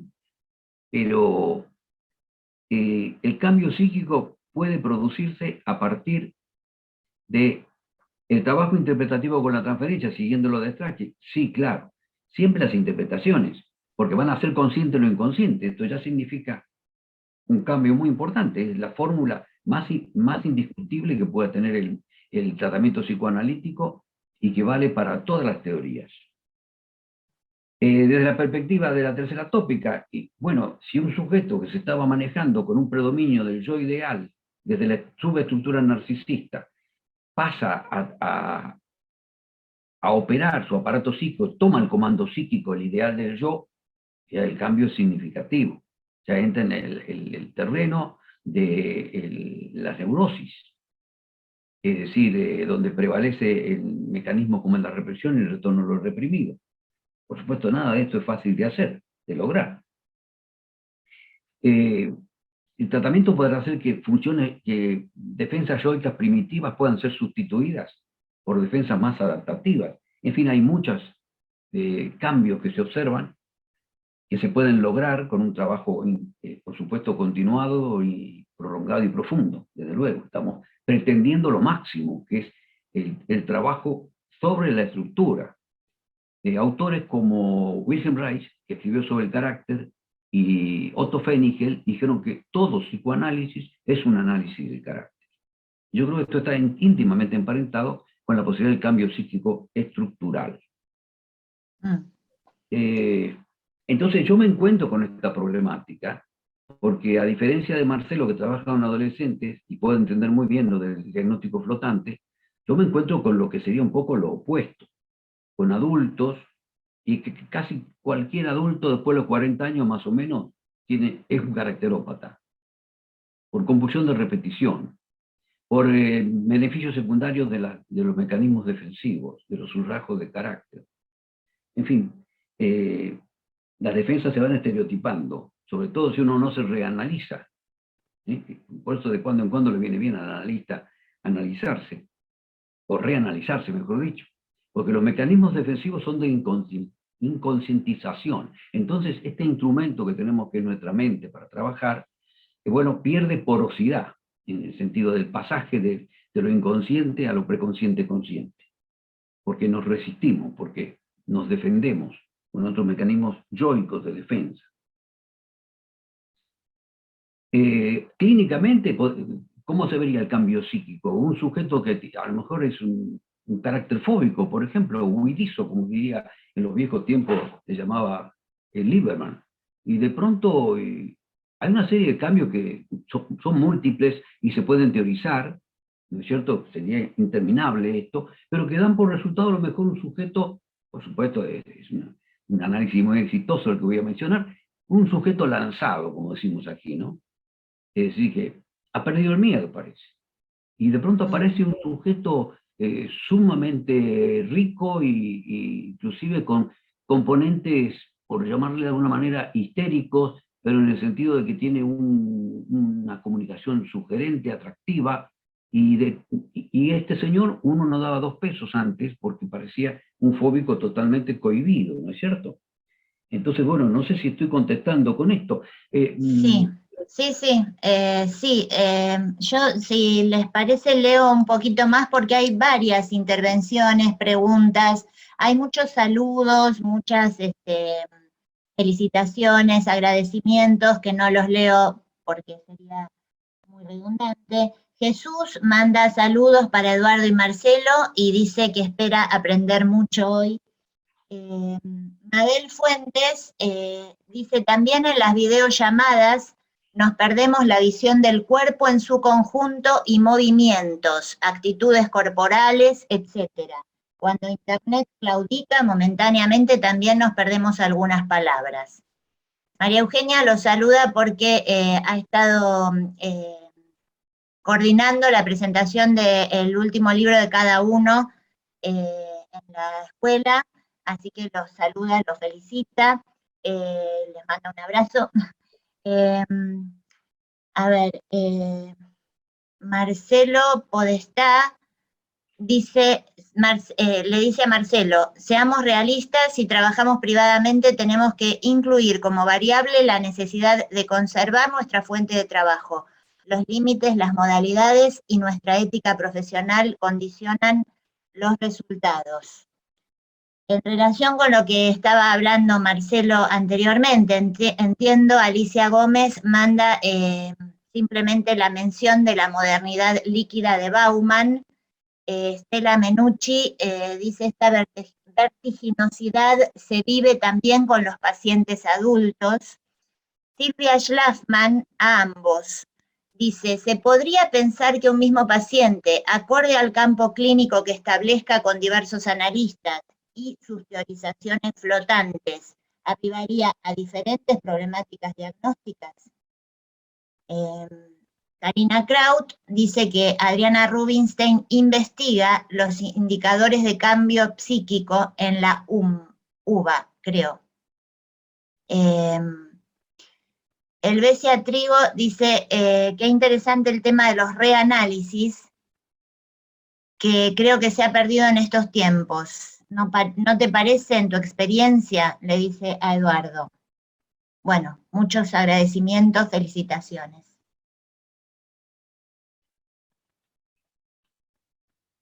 No sé si Marcelo, ¿quieres decir algo, Marcelo?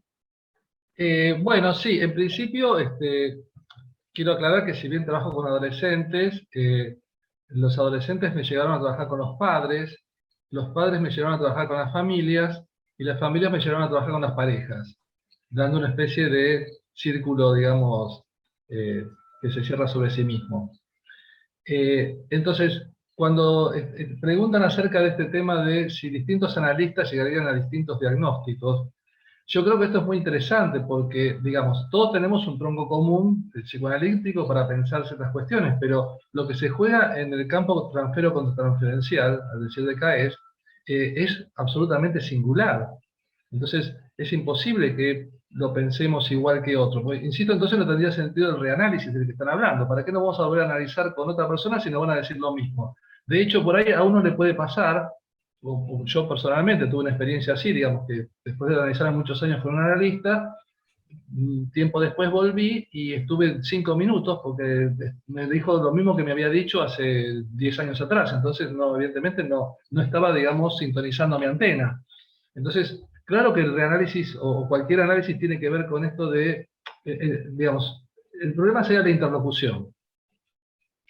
Lo que cae es el interlocutor, no la interlocución. O sea, uno puede seguir teniendo interlocutores a lo largo de la vida, distintos interlocutores. Los interlocutores pueden ser personas, pueden ser ideas, pueden ser situaciones. Recuerden aquella vieja novela de Ray Bradbury que se llamaba Fahrenheit 451, donde la interlocución se hacía a través de que cada sujeto de esa secta que quería conservar los libros que eran quemados por los bomberos, se aprendía un libro de memoria y se lo contaba a otros para que el libro no muriera, no desapareciera. Entonces, bueno, la interlocución existe. Ahora, los interlocutores caen, por eso digo que trabajamos para que se vayan. A pesar de lo que dice acá el colega acerca de que tenemos que cuidar nuestra quintita, bueno, por supuesto, no echamos a los pacientes, pero sí tenemos que tener claro que el adolescente necesita poder decir esta frase tremenda que nos pone nerviosos a todos, que es: quiero probar un tiempo solo. Y entonces ahí salta la cuestión de la resistencia. No, hay que seguir trabajando un poco más porque falta, sí, claro que falta un montón de cosas, pero el tema es que justamente por la cuestión de la autoestima, y ahí respondo a otra pregunta que me quedó al tintero respecto del fracaso, el tema del fracaso no es una etiqueta mía, el tema del fracaso es lo que ellos traen en sus temores. O sea, todo el tiempo relatan que tienen miedo que le vaya mal en esto, en aquello, en lo otro. El ritual de iniciación que originalmente ocurría antiguamente, por el cual en un día se producía un pasaje de la niñez a la adultez, con la adolescencia lo que hizo fue extenderse en un plazo espacio-temporal. Entonces no hay un ritual de iniciación, hay un montón de rituales. Y frente a cada ritual se presenta la misma fantasía de fracaso, pero no es algo que uno piensa, es lo que ellos traen como temores. Entonces, esta no es una etiqueta, esta es una problemática de la autoestima adolescente que, digamos, en el mejor de los casos, lo que podemos plantear para la autoestima es lo que plantea Freud, que usa como epígrafe para la presentación autobiográfica. Él usa ahí el escudo de armas de París. Dice: fluctuant nec mergitur, se sacude pero no se hunde. Dice respecto a la teoría psicoanalítica. Bueno, yo lo aplicaría a la autoestima. La mejor autoestima que podemos tener es esa, porque no nos levantamos todos los días iguales, y los adolescentes, pobrecitos, tienen una coctelera en la cabeza respecto a la autoestima. Entonces, de ahí lo que planteo de apuntalar y acompañar, además de intervenir psicoanalíticamente. Bueno, apuntalar y acompañar también sería psicoanalítico, por lo menos desde mi punto de vista. Entonces, nos encontramos con estas cuestiones acerca de cómo abordar estas situaciones tan problemáticas, y entonces la idea de un diagnóstico, digamos, que cuadre y que nos deje tranquilos. Como decía un poco mi maestro Luis Holstein, él contaba siempre que en otra época la gente iba a los congresos a presentar los casos perfectos, ¿no? Nunca contaban los casos que fracasaban, contaban las cosas que se adecuaban a la teoría. Bueno, si hay una cosa que no se adecuaba a la teoría, eran los adolescentes, y podemos también pensar los niños por otra parte. Bueno, en la medida que hay teoría psicoanalítica de niños y adolescentes, tenemos otro enfoque y otra manera de encontrarnos frente a esta perspectiva.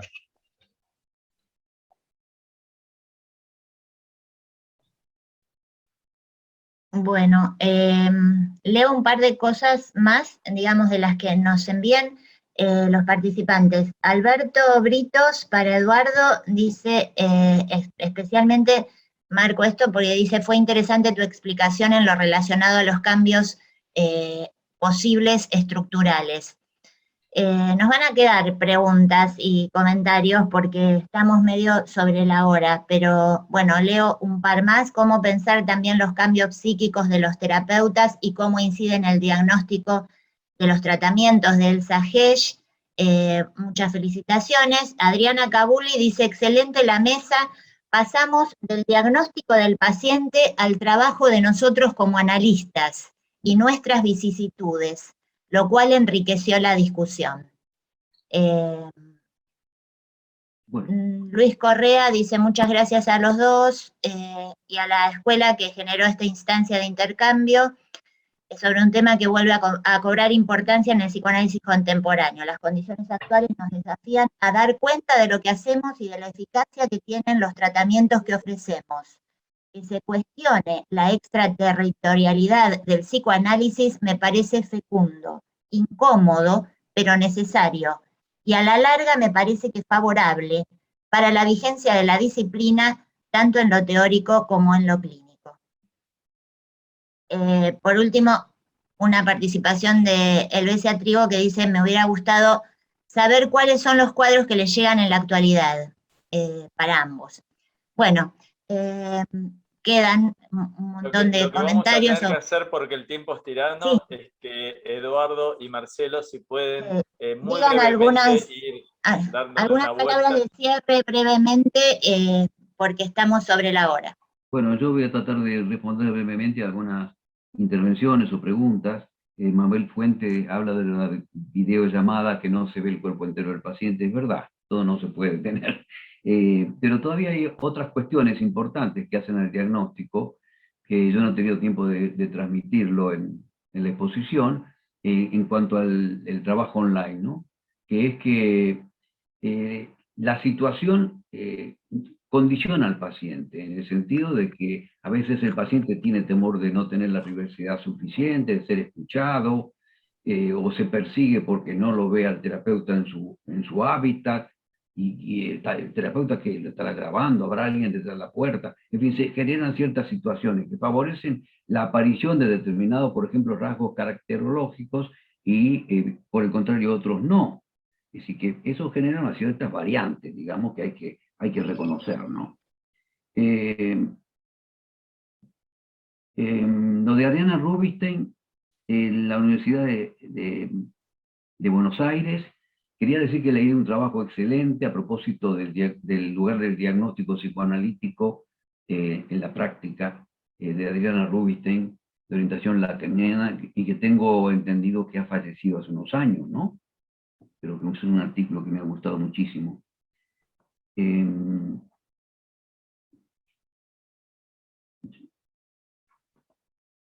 Esto de si puede variar la visión, la perspectiva diagnóstica en un análisis con un analista y después con otro, por supuesto que sí, sigo un poco la línea de lo que dijo Marcelo. Es una cosa dinámica que depende del vínculo, que condiciona que aparezcan determinados rasgos y otros en cambio no tanto, y nos den una impresión personal del paciente que puede ser distinta de un analista al otro, además de influir naturalmente la línea teórica de cada uno, desde luego. Pero además con distintos vínculos afloran distintas cosas. No es lo mismo generalmente analizarse con un hombre que con una mujer, para ir a un ejemplo muy sencillo. Yo creo que no. Entonces aparecen cosas condicionadas por la persona del analista. La personalidad del analista también es importante, ¿no? Cómo interviene. Yo también me acuerdo cuando, y con eso acabo, como anecdóticamente, que me comentaba de una joven paciente bonita, atractiva y con rasgos histéricos, se analiza con un joven analista guapetón. Entonces el supervisor le pregunta, ¿qué tal? ¿Cómo va la transferencia erótica? Es decir, que esa situación está condicionando la aparición de fantasías eróticas. Es decir, es indiscutible que influye la presencia de la característica del analista, etcétera, etcétera, y puede generar a la larga diagnósticos diferentes. Muchas gracias. Gracias, Eduardo. Marcelo. Bueno, mis últimas palabras en esta ocasión, digo, ¿no? Sí. Voy a contestar esta pregunta final de qué pacientes estamos recibiendo, ¿no? Yo creo que tenemos que hacer una especie de paréntesis interno y esperar un poco más para ver qué nos dejó la pandemia. Ustedes recuerdan que cuando hay un incendio, lo que no destruye el fuego, lo destruyen los bomberos, ¿no? O sea que nos vamos a encontrar con un reporte acerca de los daños psíquicos de los pacientes recién dentro de un tiempo. Mientras tanto, en Ciudad Gótica, diría Batman, nos encontramos con las crisis. O sea, los pacientes que consultan en esta época vienen con crisis de parejas, crisis familiares, crisis personales, psicosomatosis, que tienen todas que ver con la dificultad para absorber y elaborar lo que la pandemia trajo. Como plantea acá él dice que la historia de los sujetos es la historia de sus apuntalamientos. Entonces, frente a una crisis, lo que nos hace salir de una crisis es un nuevo apuntalamiento. No tenemos claro muy bien los apuntalamientos que vienen en el futuro porque la crisis de la pandemia no terminó y los apuntalamientos que hubo fueron fragmentarios e insuficientes porque la sociedad no estaba preparada, a pesar de que había ya advertencias de esto desde hace más de 10 años en la OMS y en los gobiernos, pero bueno, no hubo preparación, por lo tanto, los sujetos que participamos en estas culturas hemos vivido esta especie de tsunami y la hemos pasado lo mejor posible, digamos. En el mejor de los casos hemos surfeado la ola y en el peor nos ha revolcado la ola. Entonces, las consultas de esta época, además de los trastornos narcisistas que hablábamos a partir de lo transubjetivo y el tema del individualismo ultranza, están absolutamente relacionados con poder surfear la ola. Y si nos revuelca, tragar la menos agua posible, lo cual no siempre es fácil. Bueno, les agradezco mucho la oportunidad y a todos los que me han saludado por chat, muchas gracias. Les mando también mis saludos a Manuel. Muchas gracias a ambos. Norberto, ¿querés? Bueno, muchísimas gracias. Lo que vamos a hacer ahora es habilitar, la verdad, una mesa de cierre del ciclo científico muy buena, muy fructífera. Quedaron varias preguntas. Vamos a habilitar para que las personas puedan aplaudir esta mesa y mientras tanto vamos a invitarlos para el miércoles que viene a la próxima actividad. Así que invitamos a abrir los micrófonos y bueno, muchísimas gracias. Muchas gracias. Bueno, Muchas gracias. excelente. Muchas gracias. Felicitaciones, muchas gracias. Muchas Buenísimo. gracias y mientras tanto los invitamos para el miércoles que viene, que presenta el Centro de Información en Psicoanálisis, el CIP, la Mesa de las Redes, el Amor y otros Sí, lazos. hay que decir que reestructuramos y dejamos de lado la discusión del texto que íbamos a leer Lili, ¿estás por ahí? para dar lugar a... Estas cosas de los micrófonos abiertos en el Sí, Zoom es Lili que está. estos bloopers. Ahí está, listo. Bueno, vamos a ir. ¿Qué pasó? Felicitaciones a la mesa, felicitaciones, Sí. excelentes ponencias. Sí, sí, sí. Sí, muy bueno, claras. muy bueno. Muchas gracias. Muchísimas gracias a Está todos. bien. Decime un minuto antes de cortar. Vamos a que detener la Sí. grabación.